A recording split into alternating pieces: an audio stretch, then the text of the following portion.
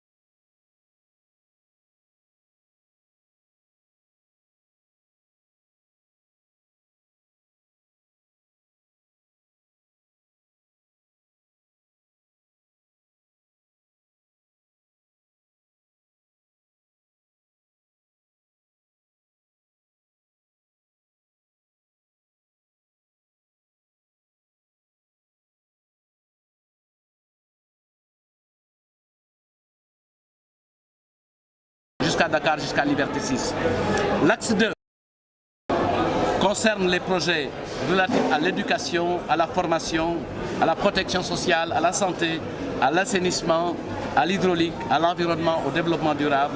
51% des investissements projetés par la région de Dakar sont consacrés à l'axe 2 du plan Sénégal émergent. Et le troisième axe qui porte sur la gouvernance locale, administration territoriale à travers le renforcement des commissariats de police, des gendarmeries, des brigades de sapeurs-pompiers, il a été doté à hauteur d'1% des investissements, c'est-à-dire l'équivalent d'à peu près 10 milliards. Donc je reprends, 450 milliards projetés sur les 800 et quelques sont déjà consignés dans le programme triennal d'investissement public 2016-2018. Les 300 et quelques milliards restants seront soumis demain au président de la République dans le cadre du Conseil des ministres. Donc on peut dire de façon substantielle et pour conclure qu'au regard des besoins en investissement, il est question de mettre en œuvre une stratégie pour faire de Pikine, Guédiawaye et Rufisque de nouveaux pôles d'attraction socio-économique. Nouveaux pôles d'attraction socio-économique donc capables d'absorber la nouvelle offre infrastructurelle en servant de tampon entre le cœur de la capitale et ses pôles relais. Face aux couples inondation, assainissement, pauvreté, chômage, il s'agit pour l'État d'investir dans un meilleur avenir, de créer les conditions économiques d'un repositionnement social pour gommer les inégalités. Le Conseil donc a abouti à un consensus sur la complémentarité des programmes, celui présenté par la région de Dakar et celui présenté par le ministre de l'économie et des finances. On a conclu à un consensus et une complémentarité. Nous les avons examinés en gardant à l'esprit un bon ciblage des interventions prioritaires, la programmation pluriannuelle réaliste des investissements, soutenable financièrement et bien articulée au plan Sénégal émergent. Autrement dit, Dakar, c'est l'émergence en perspective. Les montants seront donc soumis au chef de l'État qui va les valider et il faut retenir qu'il y a une synergie entre les projets proposés par la région de Dakar et les projets de portée nationale qui ne manqueront pas d'impacter le développement de la région de Dakar, dont aujourd'hui les différents acteurs se sont rencontrés, ont rencontré le gouvernement et formulé dans une perspective de moyen, long et court terme les solutions qu'ils envisagent pour la grande satisfaction des besoins des populations. Laissez les gens. Mesdames et messieurs de la presse nationale et internationale, d'être venus au rendez-vous de ce 14e Conseil délocalisé de développement. Vous le savez, c'est une option stratégique importante dans la gouvernance du président Macky Sall.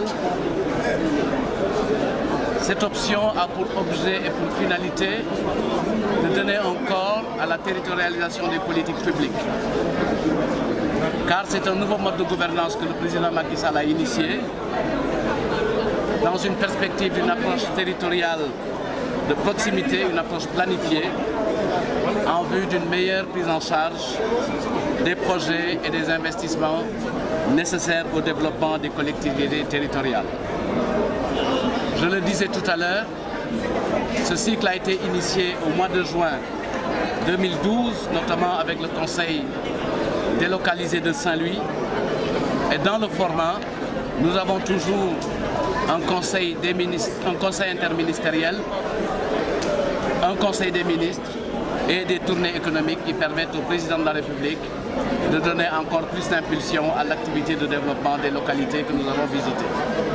Cette édition de Dakar constitue donc la 14e édition et donc nous venons boucler tout un cycle qui a inauguré un mode de gouvernance fait de proximité, fait d'écoute et de dialogue avec les populations en vue d'élaborer et d'arrêter les projets qui vont soutenir et construire le développement de la localité.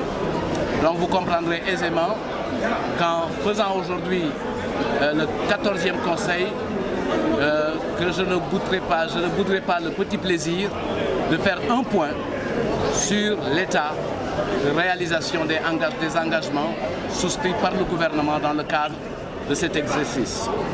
Et ces réalisations, nous pouvons les fixer au 31 août 2015 pour donner les informations suivantes. La première, c'est qu'après 13 conseils délocalisés, le montant des investissements consignés à travers les documents de l'État se monte à 2 872 milliards de francs CFA. À la date donc du 31 août 2015, les réalisations issues de ces engagements du gouvernement se montent à 1573 milliards, soit 55% de réalisation des engagements souscrits à l'occasion de ces conseils délocalisés. Vous comprendrez aisément que les niveaux de réalisation ne puissent pas être les mêmes d'une région à l'autre, puisque dans le temps, ça ne s'est pas passé en même temps.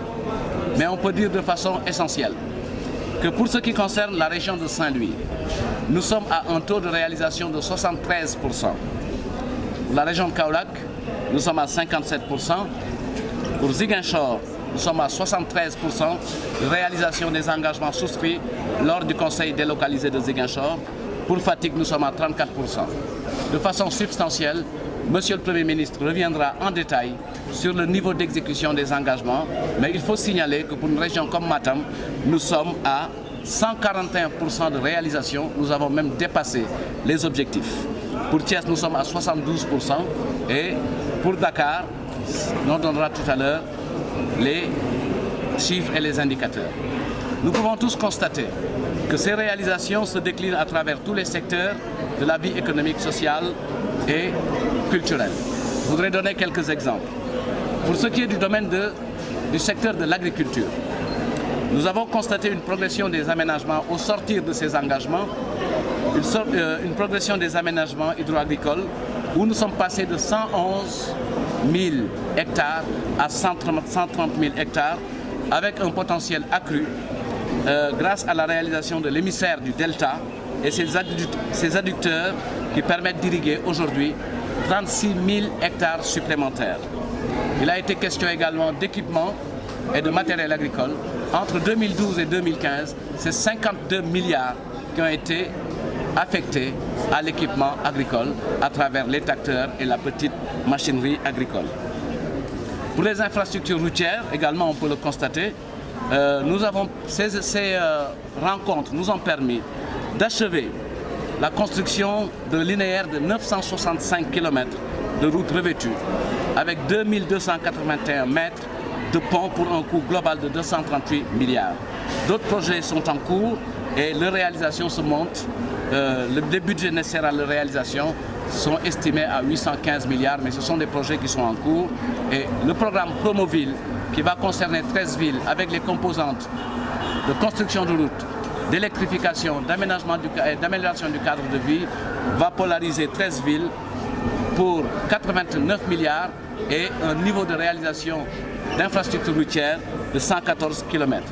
Au niveau de l'hydraulique, nous avons, grâce à cet exercice d'identification des besoins, de formulation des projets, pu réaliser un nouveau maillage du territoire et établir une nouvelle carte de l'alimentation en eau potable des principaux centres urbains à travers 17 forages, 17 châteaux d'eau, 2 usines de traitement et 720 km d'extension du réseau, ce qui a permis également de donner un accès à l'eau potable à travers les branchements sociaux à 53 000 ménages sénégalais. À ce jour, il y a 110 milliards qui ont été mobilisés au niveau de l'électrification rurale qui nous ont permis d'électrifier 1400 villages, faisant passer ainsi le nombre de personnes qui ont accès à l'électricité en milieu rural de 1 700 000 à 2 166 000 personnes.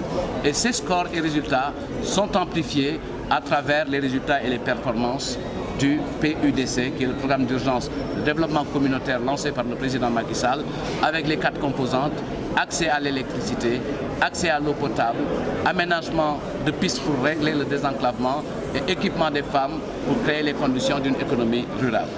Donc, toutes les régions portent aujourd'hui les impacts visibles et indélébiles des projets retenus dans le cadre des conseils délocalisés. Le président Macky Sall a encore plus d'ambition et le gouvernement, sous sa haute impulsion, entend amplifier ses réalisations. Autrement dit, le gouvernement conduit par M. Mohamed Dionne est un gouvernement d'engagement. Les engagements qui concernent la région de Dakar seront respectés puisque vous le savez, depuis l'arrivée du président Macky Sall en 2012, le Sénégal est engagé dans un processus d'investissement continu. Les attentes de la région de Dakar sont nombreuses au regard de la position centrale de la capitale, puisque c'est la capitale économique, administrative, culturelle du Sénégal. Dakar est une région avec des réalités particulières qui contrastent avec le reste du pays. C'est une région où se mêlent l'urbanité et la ruralité. Une capitale qui se rapproche de sa banlieue, engagée, elle, dans un processus de transformation citadine.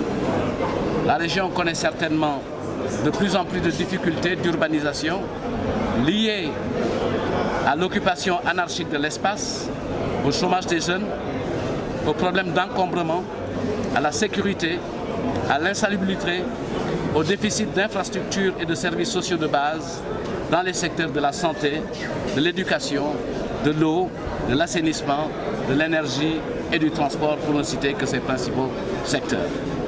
Dans le cadre de ce conseil interministériel, la région de Dakar, qui s'était organisée en conséquence, a présenté son document qui planifie les investissements dont la région a besoin pour construire son développement.